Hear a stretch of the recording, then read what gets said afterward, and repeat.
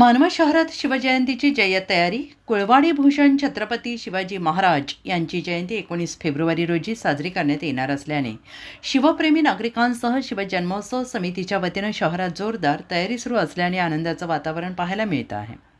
अनेक दुकानदारांनी वेगवेगळ्या आकाराचे ध्वज आणि सजावटीचे साहित्य शिवप्रेमी नागरिकांसाठी उपलब्ध करून दिले असल्याने खरेदीसाठी नागरिकांची रेलचेल पाहायला मिळते.